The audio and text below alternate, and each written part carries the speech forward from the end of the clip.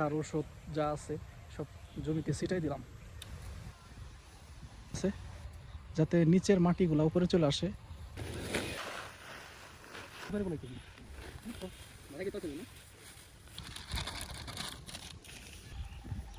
চলছে মাখামাখির কাজ। এই হচ্ছে জমি।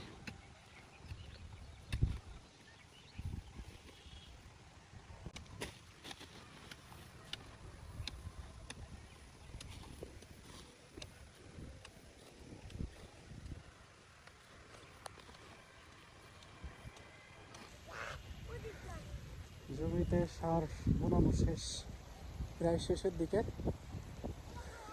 বোনাইতেছে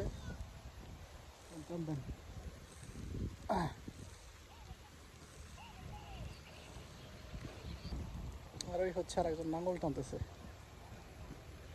এই হচ্ছে অবস্থা।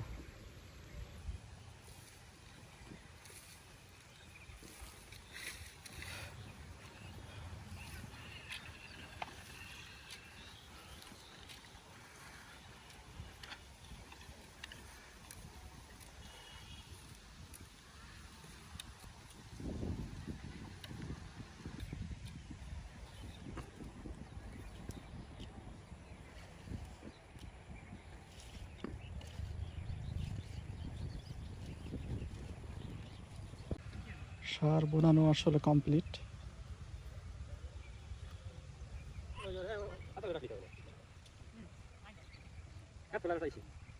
কত আছে?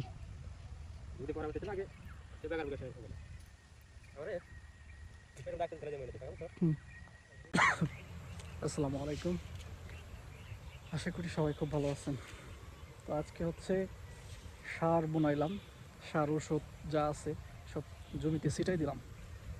তো আজকে আর হচ্ছে দানা ছাড়াবো না, কাল আগামীকাল হচ্ছে খোটা হবে। এখানে যে হালকা হালকা যে আপনার ইগুলো আছে, এই যে ময়লাগুলো আছে, এই যে ময়লাগুলো আছে, এগুলো হচ্ছে আগামীকাল হচ্ছে খোটা হবে। এই যে অলরেডি 2-3 জনকে বলে রাখছি। এখানে জমি হচ্ছে প্রায় 6 কাঠার মতো। হ্যাঁ, এই যে হালকা হালকা যে এগুলো থাকলে হবে কি, আপনার ওই দানাটার পর পড়লে আপনার হবে না, দেখা যায় যে দানা উঠতে পারবে না, অনেক সমস্যা হতে পারে। তো সেই কারণে হচ্ছে কালকে 3 জন লোক নেওয়া হয়েছে, তারা এগুলো খুঁটবে। তারপরের দিন হচ্ছে দানাটা চারাইয়া আমরা হচ্ছে পানি দেবো। এর মেন হচ্ছে বিষয়। দেখেন আমাদের পাশের জমিতেও সবাই কাজ করতেছে।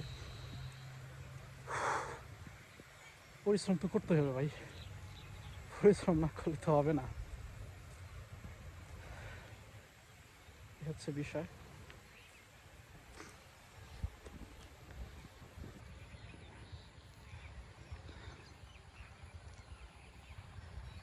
এই হচ্ছে খুঁড়তেছে, এরকম হচ্ছে আগামীকালও খুঁড়তে হবে। হচ্ছে হালকা পাতলা খোঁটা। আর এই দিক হচ্ছে নাংলে দিতেছে যাতে নিচের মাটিগুলো উপরে চলে আসে এবং এই মাটিগুলো শুকায় যায়। মাটি শুকাইলে আপনার দানাটা খুব ভালো আকারে হইতে পারে। যাতে ভিজা মাটিতে দানা ওইভাবে আসলে বেড়ে উঠতে পারে না। অনেক সময় দেখা যায় যে দানাগুলো আসলে নষ্ট হয়ে যায়, মারা যায়। এই জন্য মাটি যত শুকনো হবে আবাদ তত সুবিধা হবে, অর্থাৎ দানাটার বেড়ে উঠতে, গাছটার বেড়ে উঠতে তত সুবিধা, হচ্ছে বিষয়। তো আজকে হচ্ছে আমাদের এখানে সার ওষুধ যা লাগে কিছুটা দেওয়া হয়েছে, আর হালকা পাতলা ওইটা দেওয়া হবে হচ্ছে যেদিনকে দানাটা ফেলানো হবে ওই দিনকে।